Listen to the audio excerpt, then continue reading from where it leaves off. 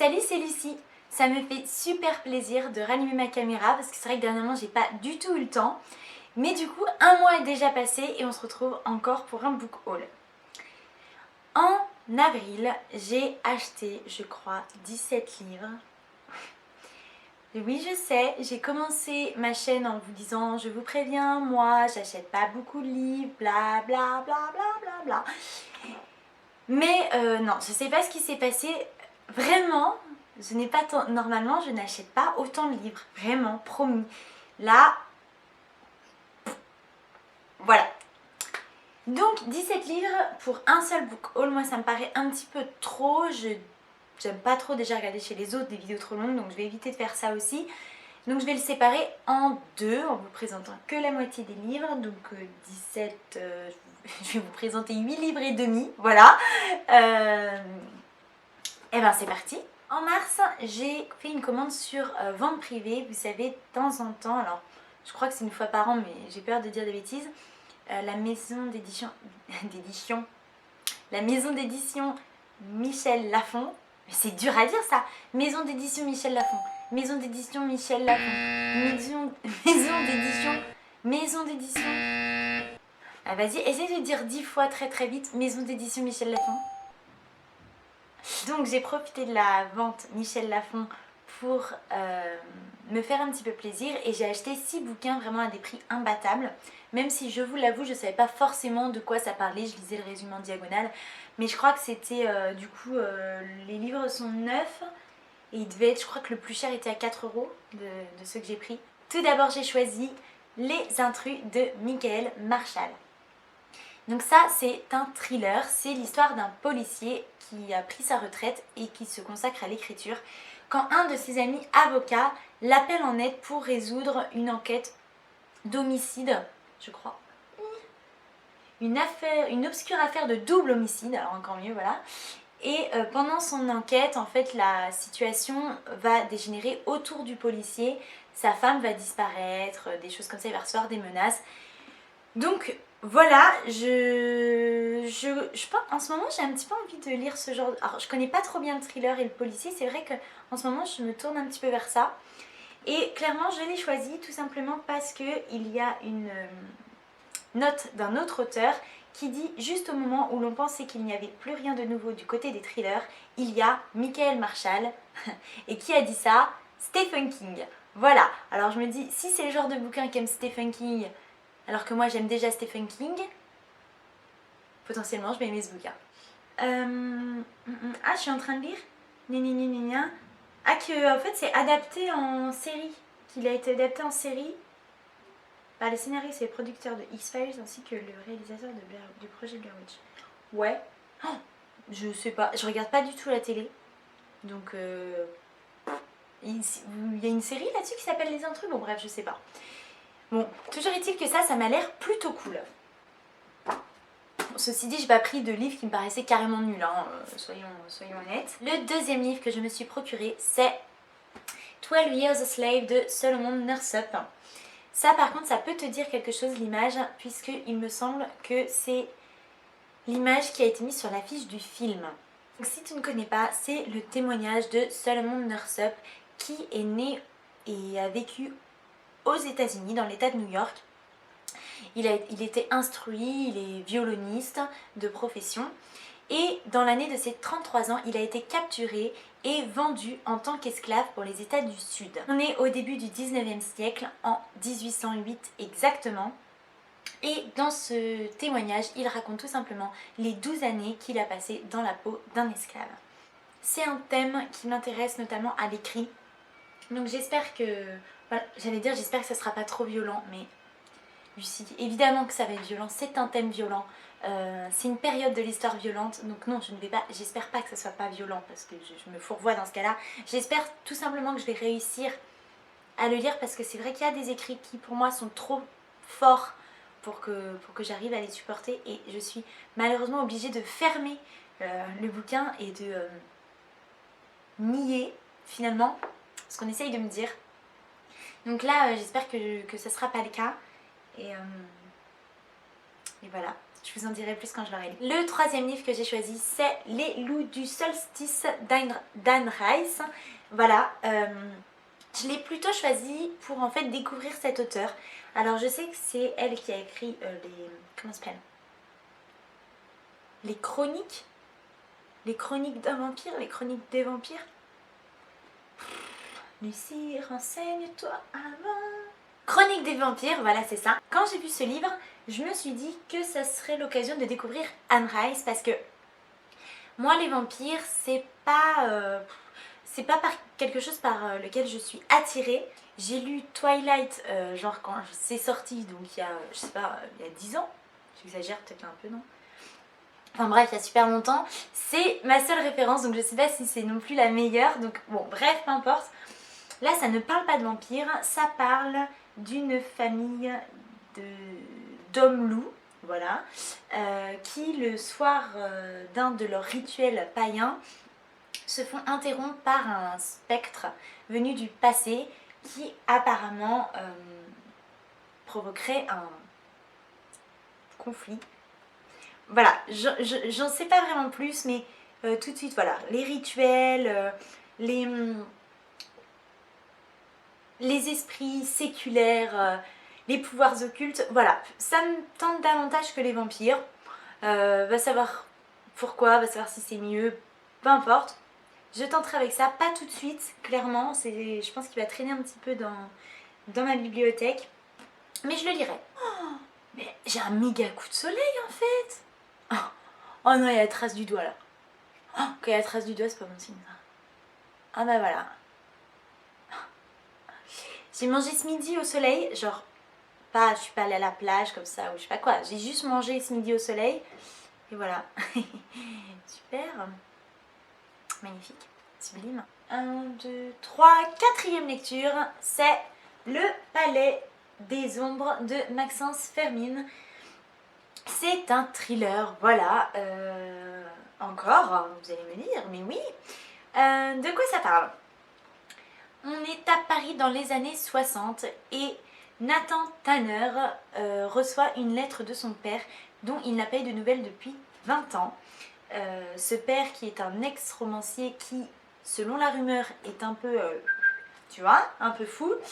Et dans la lettre, il lui annonce son décès et qui lui donne pour héritage la maison dans laquelle il vit.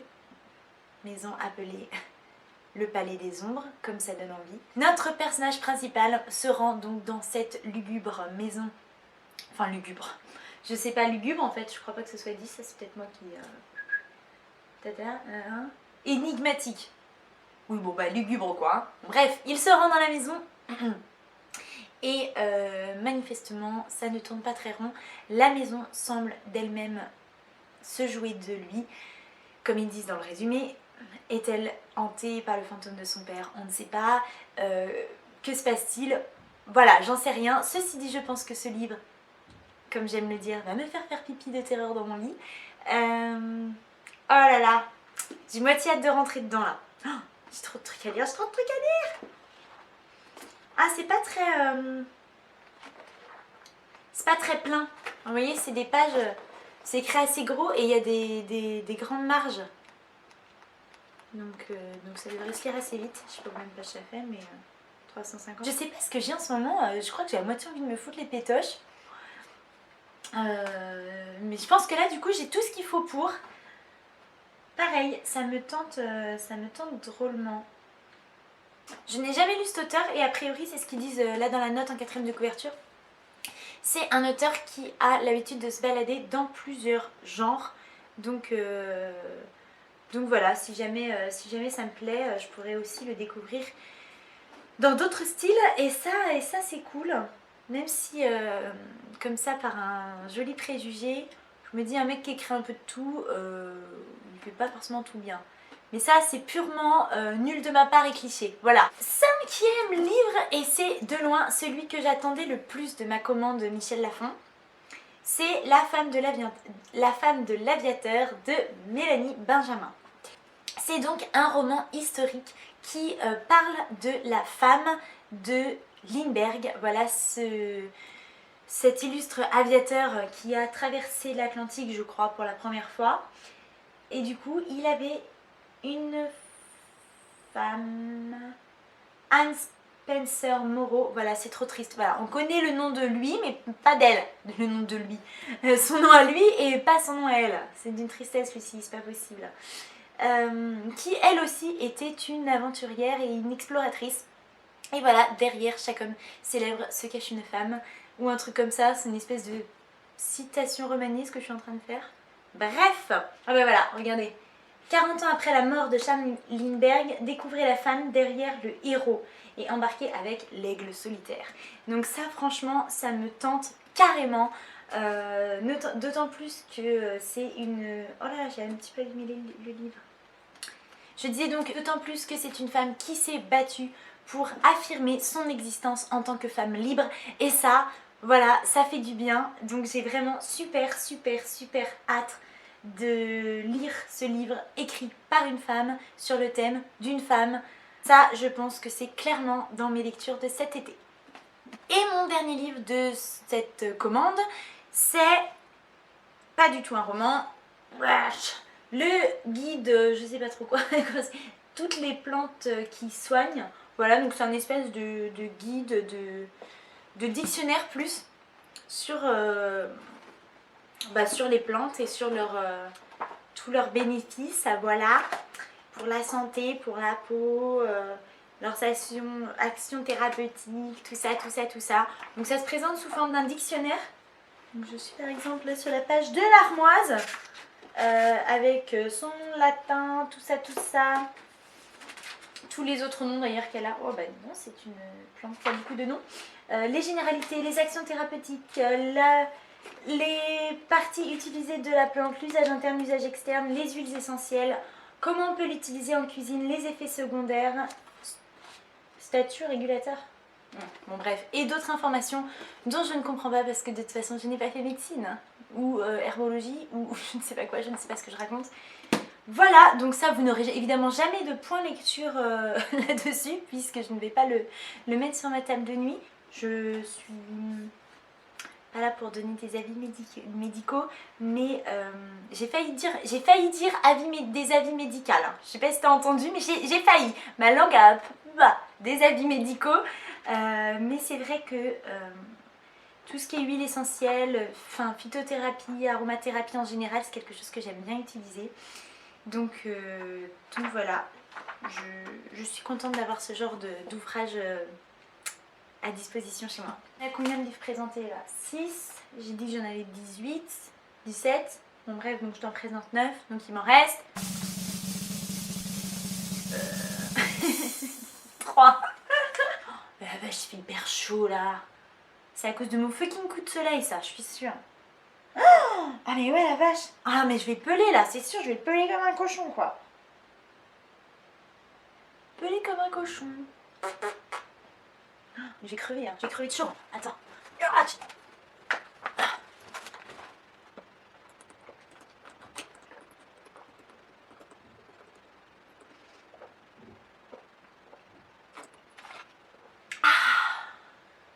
Laurie qui énerve. Eh ouais, on fait pas semblant nous quand on boit. Exactement. C'est ça la vie. Bon, la suite Lucie, la suite. Scarlett de Marissa Meyer qui est le deuxième livre de la saga des Chroniques lunaires. C'est un cadeau, merci maman. Je sais que tu regardes mes vidéos. Si tu as regardé mes points lecture, tu sais que j'ai lu le premier, c'était quoi, Cinder, il n'y a pas si longtemps que ça, et que j'ai eu un avis plutôt, j'allais dire mitigé, mais oui, mitigé vers le bas quoi quand même. Voilà, il m'a pas tellement plu, mais dans les commentaires on m'a dit à plusieurs reprises, ou sur Instagram peut-être aussi je crois,